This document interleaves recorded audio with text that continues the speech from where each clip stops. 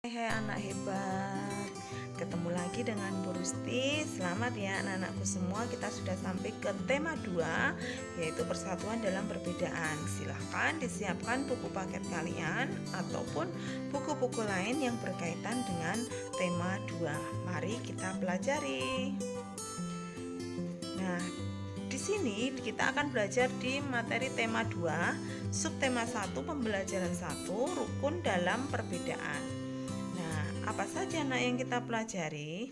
Di pembelajaran kali ini kita akan belajar IPS, yaitu proklamasi kemerdekaan, dan IPA, yaitu adaptasi tumbuhan. Mari kita saksikan. Nah, di pembelajaran 1 ini, proklamasi kemerdekaan menjadi tonggak sejarah bagi perjuangan bangsa Indonesia. Meskipun terdiri atas suku yang berbeda, rakyat Indonesia bersatu dalam memproklamirkan kemerdekaan negara Indonesia. Nah, anak-anakku semua, sebentar lagi kalian akan memperingati hari kemerdekaan, yaitu tanggal 17 Agustus tahun 2020. Nah, semoga anak-anakku dapat memaknai hari proklamasi kemerdekaan dengan sebaik-baiknya. Nah, kita lanjutkan. Nah, pada saat itu Soekarno-Hatta sudah menuliskan atau membuat proklamasi kemerdekaan.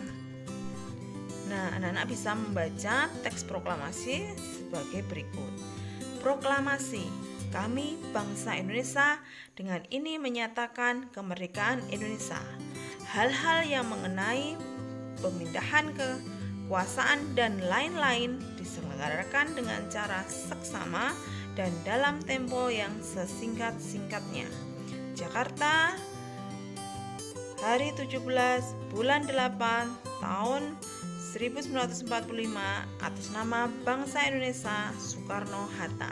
Nah, itu bunyi teks proklamasi kemerdekaan. Nah, kita akan lanjutkan, yaitu proklamasi kemerdekaan Indonesia sebelum hadirnya teks proklamasi kemerdekaan. Nah, mari kita baca bersama-sama.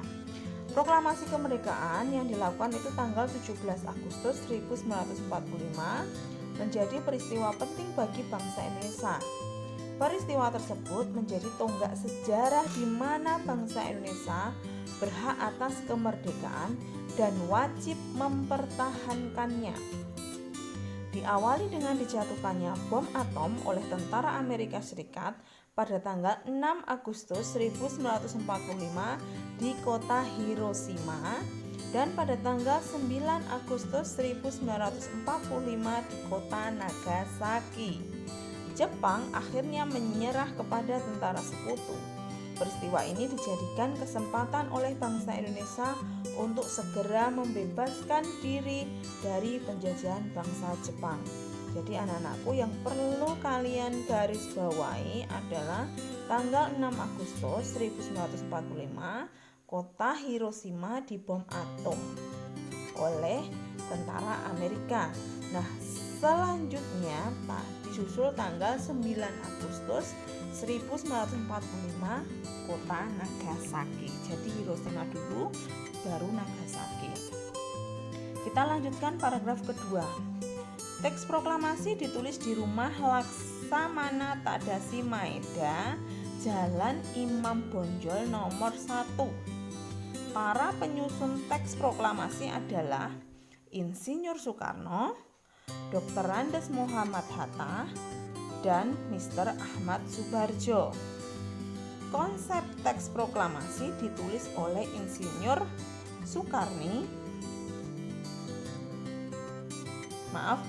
Konsep teks proklamasi ditulis oleh Insinyur Soekarno. Nah, saat itu hadir pula BM Diah, Sayuti Melik, Soekarni, dan Sudiro. Soekarni mengusulkan agar yang menandatangani teks proklamasi itu adalah Insinyur Soekarno dan Dr. Andes Muhammad Hatta atas nama bangsa Indonesia. Nah, teks proklamasi diketik oleh Sayuti Melik.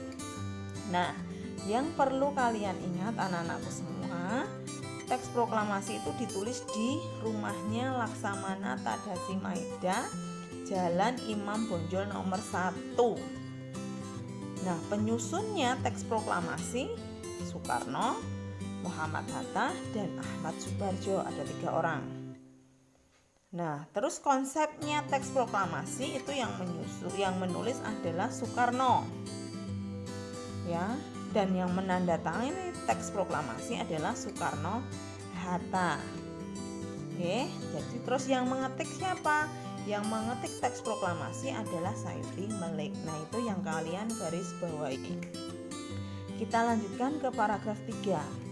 Pagi harinya 17 Agustus 1945 di kediaman Soekarno, Jalan Pegangsaan Timur nomor 56 telah hadir antara lain Suwiryo, Wilopo, Gafar Pringgodikdo, Tabrani, dan Trimurti. Acara dimulai pada pukul 10 dengan pembacaan proklamasi oleh Soekarno dan disambung pidato singkat tanpa teks. Kemudian bendera merah putih yang telah dijahit oleh Ibu Fatmawati dikibarkan. Nah, anak-anakku semuanya, yang perlu kalian ingat adalah tanggal 17 Agustus 1945 pukul 10 itu terjadi pembacaan proklamasi oleh Soekarno, ya, yang terjadi di mana? Di kediaman Soekarno, yaitu di Jalan Pegangsaan Timur nomor 56. Nah, pada saat itu dijahitlah juga bendera merah putih oleh Ibu Fatmawati yang dikibarkan pada tanggal 17 Agustus 1945. Nah, itu anak-anakku semua tentang proklamasi kemerdekaan Indonesia. Kita lanjutkan. Nah, makna proklamasi kemerdekaan sebagai puncak perjuangan Indonesia. Jadi bangsa Indonesia itu telah dijajah selama bertahun-tahun oleh negara-negara Eropa sampai Jepang. Penduduk dengan latar belakang yang berbeda bersatu untuk melawan penjajah. Nah, proklamasi kemerdekaan merupakan hasil dari perjuangan para pahlawan. Selanjutnya, pengakuan kepada dunia luar. Jadi dengan membacakan teks proklamasi, Indonesia mengumumkan kepada dunia luar bahwa Indonesia adalah negara yang merdeka. Pengakuan ini namanya de facto, diikuti oleh pengakuan dari negara lain yaitu de jure. Kita lanjutkan, menaikkan martabat bangsa. Jadi kalau proklamasi kemerdekaan sudah dilaksanakan, itu menaikkan martabat bangsa. Jadi pembacaan teks proklamasi memberikan pesan kepada negara lain bahwa Indonesia adalah negara yang bebas dari penjajahan, negara yang memiliki martabat, dan negara yang mandiri. Selanjutnya, perjuangan sebagai negara baru. Indonesia adalah negara yang dibangun oleh rakyat dan untuk rakyat. Negara Indonesia adalah negara mandiri yang tidak tergantung kepada negara lain. Nah, untuk tonggak sejarah negara Indonesia, jadi pembacaan teks proklamasi merupakan awal dari masa kemerdekaan Indonesia yang terbebas dari belenggu penjajahan. Nah, demikian anak-anakku, itu adalah materi tentang proklamasi kemerdekaan. Kita lanjutkan ke materi adaptasi makhluk hidup. Nah, adaptasi makhluk hidup itu adalah penyesuaian diri makhluk hidup terhadap lingkungannya. Supaya apa kok makhluk hidup itu beradaptasi? Yaitu supaya memperoleh makan, melindungi diri dari musuh, melangsungkan hidup, jadi tetap hidup karena dia membutuhkan makan dan untuk melindungi dirinya. Nah, kita bahas satu persatu. Nah, ini contoh tumbuhan teratai. Nah, cirinya daun lebar dan tipis, yaitu untuk apa? Untuk mempercepat penguapan. Jadi kalau di air itu gunanya untuk mempercepat penguapan. Yang kedua, batang berongga untuk mengapung di air. Yang ketiga, lapisan pembersih daun untuk membersihkan daun dari kotoran, yaitu ini adalah ciri-ciri pohon teratai. Kita lanjutkan ke pohon selanjutnya, yaitu eceng gondok. Nah, eceng gondok ini mempunyai ciri batang menggembung untuk mengapung di air. Jadi batangnya itu menggembung untuk mengapung di air. Biasanya ada di kolam-kolam kalian kalau kalian punya kolam. Selanjutnya, akar serabut lebat untuk menjaga keseimbangan air. Selanjutnya, tumbuhan bakau. Nah, ini ada di tepi pantai ya. Punya ciri akar napas untuk membantu bernafas. Akar tunjang untuk memperkokoh berdirinya tumbuhan dan menahan ombak. Jadi tujuan pohon bakau itu seperti ini. Pohon bakau itu namanya lainnya adalah mangrove.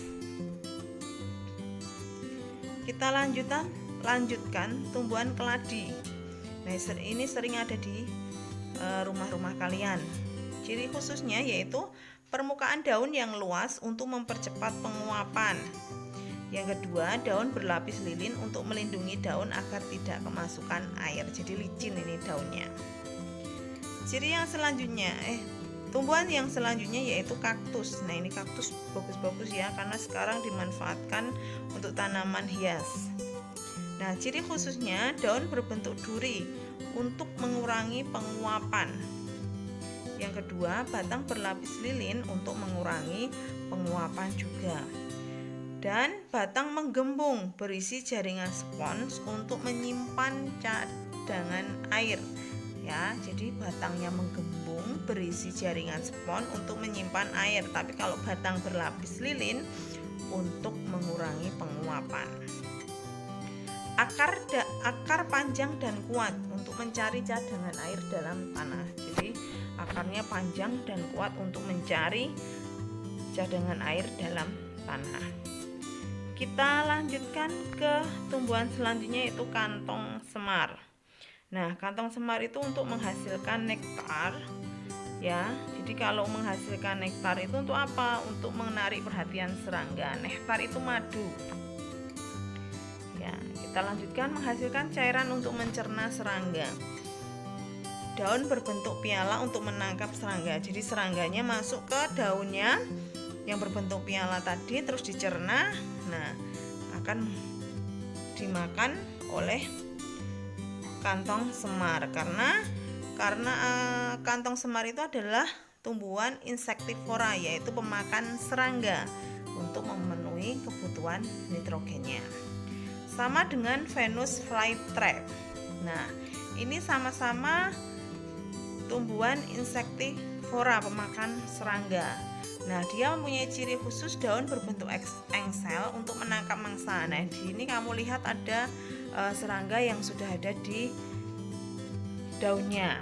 Nah, daun mengeluarkan bau khas dan warna mencolok untuk menarik perhatian serangga. Jadi anak-anak bisa lihat di sampingnya ada hijau tapi di tengah-tengah ada merah.